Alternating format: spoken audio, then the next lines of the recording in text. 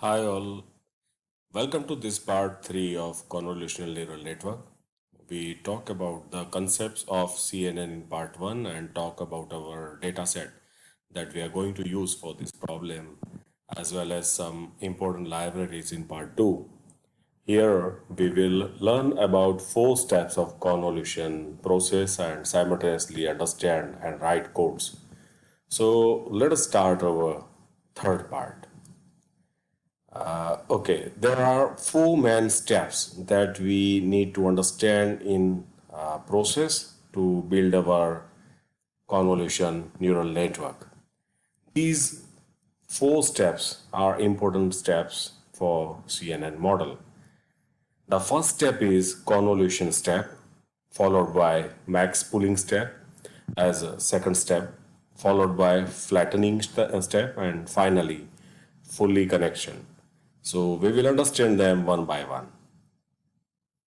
Before we start understanding these four steps to build CNN, first we handle and tune our data set. As we know that our data set is consist of 8,000 training images of different dogs and cats. These are different breeds of dogs and cats, and our target is to build the model that classify the input images as dogs or cat correctly. And so we are going to build the model by training this model using 8,000 training set. Once we train the model, we are going to test it with 2,000 images of dogs and cats. One thing we need to understand is that all these images must be of uniform size, and for this purpose, first we will resize them or rescale them to 256 by 256 size of images. So we'll have uniform images, all the images of size 256 by 256. Training set images will be augmented using image data generator class. So it is the class which is part of Keras library. After rescaling, second task is to obtain augmented images from the existing images so that we can train the model not just on straight or obvious images, but we can have various augmented images like shearing, zooming, vertical or horizontal flips. This helped the model to train the images having different augmentation. Here, as you can see, we scale the image using image data generator, and the first parameter is related to rescale it of size 256 by 256. The second parameter is shearing with shear value of 0.2 and zoom value of 0.2. We also flip the image vertically as well as horizontally. So now the original image will be rescaled first, and same image will have four different copies, each having different augmentation as we saw. Here we have 8,000 images. So as a result of augmentation, we will have original image plus 4 augmented images for each image.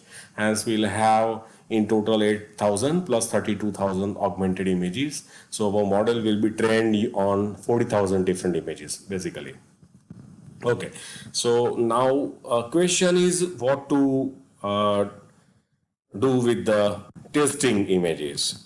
We have 2,000 images for the purpose of testing, and but like we will not augment them, and we'll keep them as it is. So our testing images will remain as it is. We will only rescale it. The reason is we need to test the original image only and identify it as a cat or dog. So the model will be tested on those 2,000 images. Okay, and now setting our path for training data set and testing data set. We have our data set in my Google Drive. It is available in my Google Drive. So, hence the path specified here is visible to you. The images of size 256 by 256 and we will pass the image in batch of 64. Normally higher the batch size much better it is to train. However, it is important to note that if the batch size is high, the convolution process will be slow. but higher accuracy can be achieved. And finally, the last parameter is binary, as the images are converted into binary form of size 256 by 256 for input purpose. So in a similar way, we'll set path for our test data set also. Okay, now let us understand our next step. So our next step is actually convolution step, and the convolution layer will be extracted relevant features from the images, and the fully connected layer will focus on using these features to classify well our images. Convolution operator extract features from the input image using sliding matrix. So we call it feature detector to prevent the spatial relations between the pixels. Here you can see the input image presentation in form of binary matrix. It is our input image. And in case this is just an example, our actual image is of size 256 by 256, but input image shown over here is for just to understand the process. So in case the input image is of grayscale, we have two layers and hence channel equal to 2. And in case of color images, we have RGB, which is having 3 layers of color. Hence, in this case, the channel equal to 3. The image matrix, which obtain row image values, and we have our feature detector that act as a sliding matrix. We call it as a filter or kernel. This filter slides over the image by one pixel at each step, and this each step is also known as a stride. And during each step, we multiply the filter with the corresponding elements of the base matrix. These are different types of filters, and there exist different filters over here, and each one will be able to retrieve or extract different image features. So like this is how we apply different filters, and for each filters we obtain feature maps. Different filters are applied on the input image, and as a result we get stack of feature maps. Hence this is our first step pertaining to convolution layer. As a result of this step, we get stack of feature maps, as you can see here, and we call this as a convolution layer basically. All right, now next step is now our question is like how many feature maps are obtained. Well, it is up to us when we code it, but normally we define filters or kernels in multiple of 2 in range from 8 to 256, and filter size is taken normally from 2 cross 2 or 7 cross 7 at maximum, but ideally we consider 3 cross 3 size of filter. Next is selection of activation function. So here we use ReLU function, which is a rectified linear unit activation function. So as a result of this, we obtain stack of convolution layer on which we apply our activation function, which is called activation function layer. The convolution step is of 2 levels. First level is applying kernel or filter on input image and obtain stack of feature maps, which is our convolution layer. And in second level, we apply activation function. Here we are using ReLU activation function, and you can see in this particular slide. Okay. Now let us talk about coding this first step, which is combination of level 1, that is applying kernel on input image, and then as level 2 applying ReLU activation function. As you can see here, first we initialize the CNN, the classifier object we obtain and use is sequential class, and next step is we add the convolution layer using con2d function. This con2d function is having first parameter 64 and second parameter is 3,3. This signify total feature map stack size of 64 using filter or kernel of size 3, 3. Input shape is our third parameter, which is pixel size of the image. Here we have defined input size as 256, 256, 3. It means the image is of size 256 bit size, and 3 means the image is of RGB type. It is a color image. And finally, the last parameter is activation that we will use in activation layer on the feature map stack. The activation function we are using is in our code is ReLU function, and which stands for rectified linear unit activation function. I have discussed about activation functions in my ANN lectures in detail. If you are interested, you can go through those video lectures. In case you are interested, you can find out in my channel. All right. Next is the pooling layer, and we need to understand the pooling layer.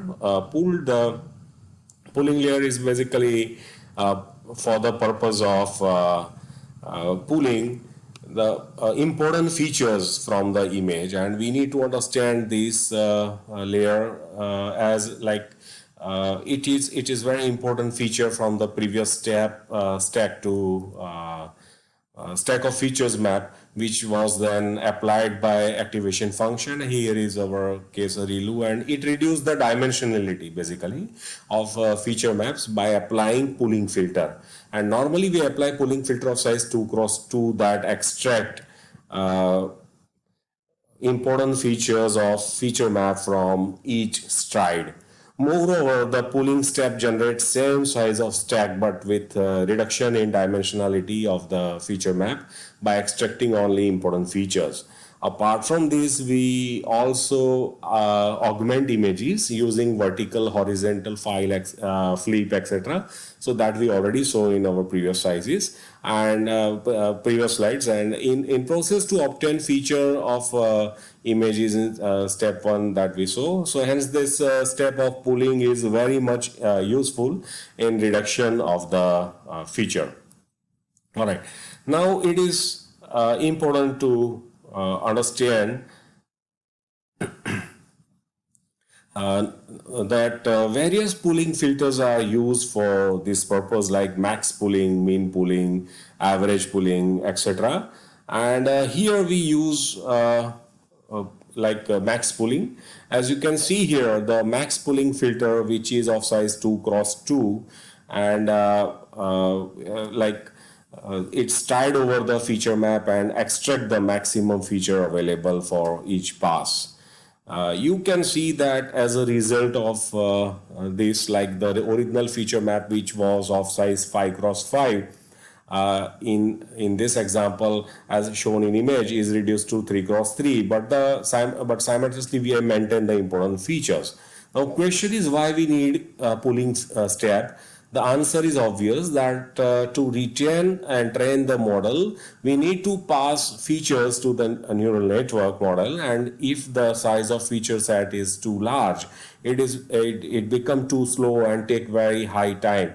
So hence for the purpose of reduction in dimensionality, we apply pooling step. Important thing is to understand is that, like, when we apply pooling step, obviously it reduces the size, but simultaneously there is a possibility of losing features. By applying the pooling filter, we make sure that the important features are extracted and retained. So here the code that we are using for the purpose of pooling, and pooling step reduce size of convoluted image. It reduce size of feature map, and hence it reduce the number of nodes in our next step, which is flattening step. It also reduce the time complexity and high computations. We simply add max pooling 2D function where pool size is given as 2, 2. So it is clear that we are using pool filter of size 2 cross 2, and since we are using the function max pooling 2D, our filter is max pool filter. So next thing is like we'll understand flattening and how it flatten. We'll see it in our next lecture. So have a wonderful day. Thank you very much.